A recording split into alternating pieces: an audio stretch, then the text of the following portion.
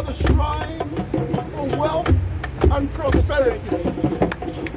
Our wealth and our prosperity. Wealth and prosperity. And notice that this has been put down here. The walls of Buckingham Palace are just over by those trees over there. So our wealth and prosperity shrine has been taken and placed just outside the walls of Buckingham Palace. There must be some significance in that. But well, certainly I'm not qualified to say more on these. More research must be done. Yeah, we need a Babalawo to come and explain these things to us properly. Make ourselves feel stronger and reclaim the fact that we are in this structural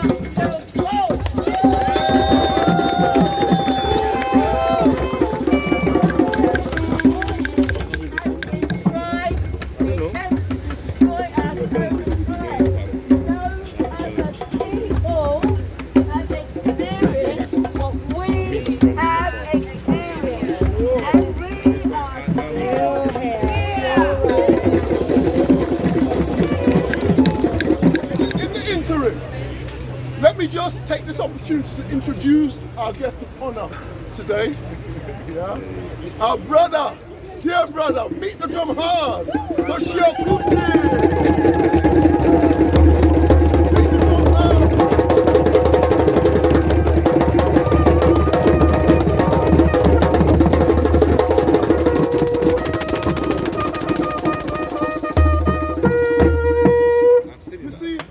Done now because battery dead. Mic done, so we're just talking like brother and sisters. Yeah. Look, let me just put it. Let me just put it this way. When you see Seun Kuti, you do not just see Seun Kuti. Yeah. You must remember that he comes to us as a gift from his father.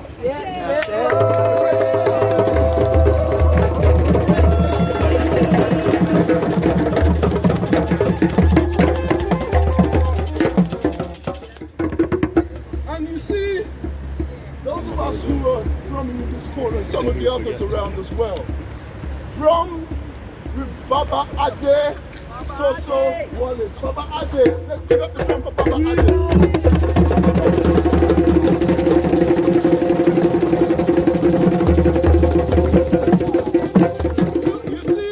You see, Baba Ade used to drum with the great Fela Kuti. So he was one of the drummers in the band of the great Fela Kuti. Wow. So you must understand the significance of what's going on here. There's a reconnection. If you have been taught to drum by any of these people here, you can consider yourself in drumming terms a grandchild of Ade Soso Wallace, Baba Ade Soso Wallace. You can consider yourself in drumming terms one of his grandchildren. Yeah? It's important to understand this because you are part of what Fela Kuti created. Yeah? Just by being a part of our little drumming groups that look casual and it seems like we're not doing anything much. But the work we're doing is very important. So in a sense, what we have here are the children of Baba Ade, who are the children of Fela Kuti. And anybody they teach are the grandchildren of Baba Ade and the grandchildren of Fela Kuti. But let me say this, that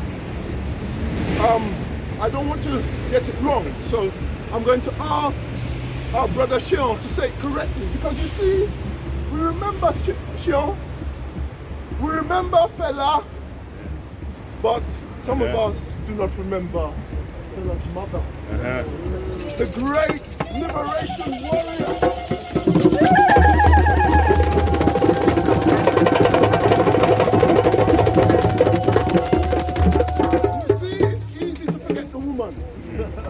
But I'm sorry, we can't forget the woman here.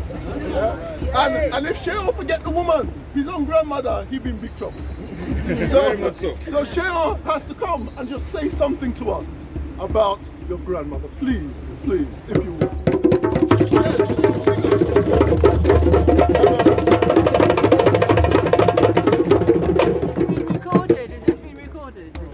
everybody. Yes. Hello. I'm very happy to be here today. Lovely to have you here. I saw a video of these shrines on Instagram. So I reached out to brother, I call him Prof. You know, because we don't wait for European institutions to bestow their awards on us before we know our own value. And if a man has done the work of a professor for our people, then he's a professor. We don't have to wait for Oxford or Cambridge to say so. You know, so we've been planning today for about a month or something more than that now, and I'm very happy that you all came out here. And as I always say, you know, people are like, oh, Seun is Fela's son, and I always tell them yes, and Fela is Fumilayo's son too. Good. You understand? We stand on the shoulders of all our great ancestors when we do the things that we do. And there would have been no Fela without my grandmother. You know, who was the real lifeblood of our family.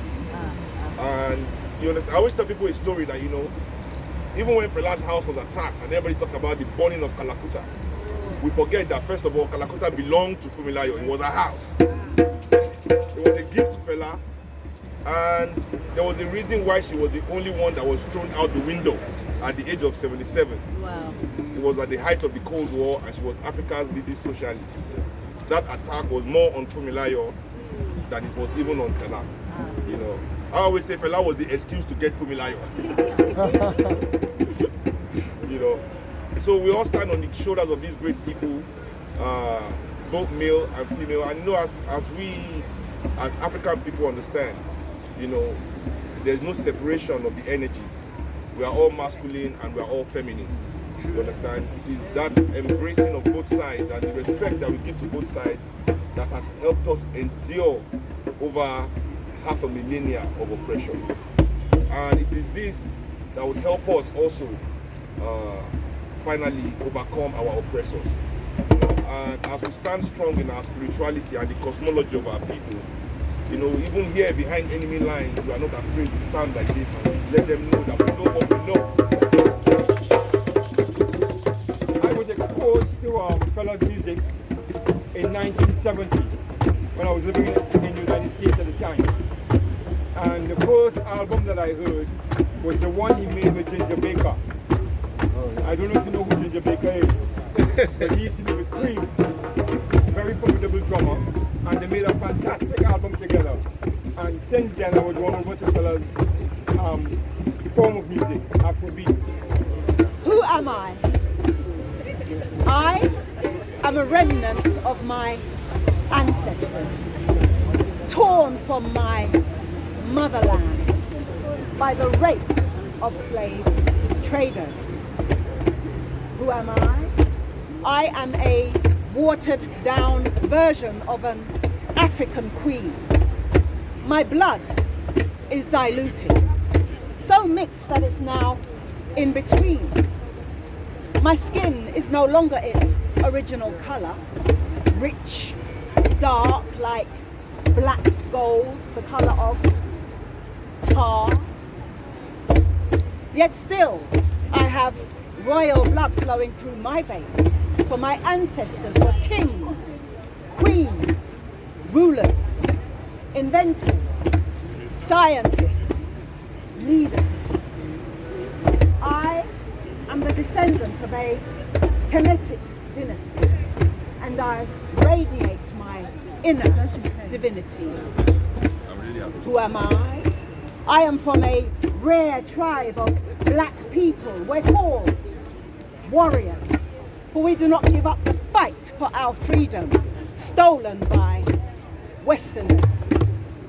We seek to reclaim our culture, heritage and identity, our mental strength and unity, for without these we can never be free.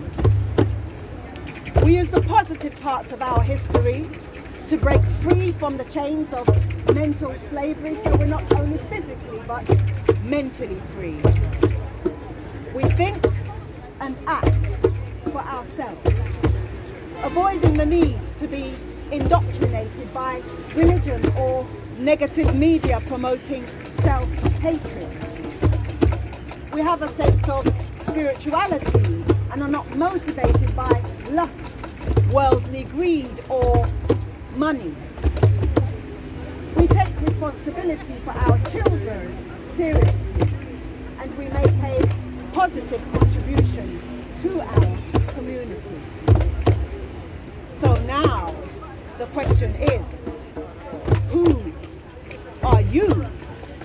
Are you from the same tribe as me?